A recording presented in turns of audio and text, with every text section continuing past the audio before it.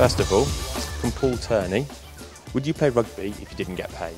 Yeah, definitely. I think I've always loved playing the game from a very young age, and I look at all my mates playing for sort of the local amateur sides around me, and I see the enjoyment they get from the game. So yeah, definitely I would.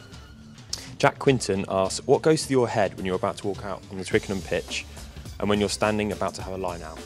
When you're walking on, you're very focused on your role. You've obviously got the anthems coming up, but you're looking to sort of your first impact in the game, so you'll know before the game whether you're receiving the restart or taking it. So for me, obviously, if we're receiving it, it's a big role for me to try and get the ball back for the team. What about first line out or a line out during the game?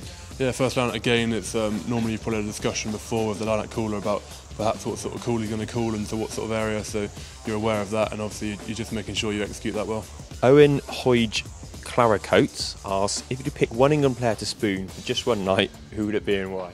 That's so ridiculous question. Probably, hopefully nobody. But if I really had to, I share a room with Henry Thomas, so I'm probably most used to him, to be honest. You've known him for years with the 20s. Yeah, exactly. Shane Lofthouse asks, who's the hardest player you've played against? There's a lot of guys in that category. I think the South Africans are obviously very physical, so perhaps one of them, maybe one of their back row or the young second row at the best, maybe. Neil Danielson asks, do you have any superstitious routines you go through before a game, lucky socks, etc.? No, I don't. I used to have a bit of a thing at Wasp about trying to be the last at the tunnel, but there ended up being 2 or 3 of us who wanted to be last out, so it ended up being a bit of a scrap. So I gave that up pretty quickly. Stee and Rose Waite, I presume it's 2 people, asked, who would win a dance-off between Billy Vunipola and Tom Youngs? I haven't really seen Tom dance too much, but surprisingly, Billy's got some good moves for a big man, so I'd have to say Billy. Not sure about Tom Youngs' moves then? I haven't seen them, so I can't say, but Billy can definitely move a bit. Steph, Karl, Marshall, Luckham asks, if you were a sandwich, what sort would you be and why?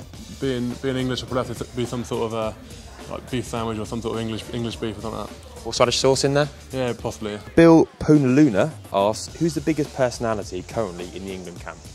There's quite a lot of guys who sort of like that sort of thing. Chris Ashham's normally mentioned, but for me, you probably see him on, well, getting interviewed by you quite a bit, but Joe Myers probably right up there as sort of a personality in the squad. Final question from Co Strut asks, if you could be any other sportsman from any other sport, who would it be and why? Possibly a goalkeeper at Crystal Palace Football Club. That'd be an ideal job for me. I think to stand in goal would be quite nice. Got a hero from down the years as Palace keeper? Nigel Martin was there for a bit. He was a pretty good keeper who played there, and obviously Julian Speroni now has been there for years. So probably one of those 2.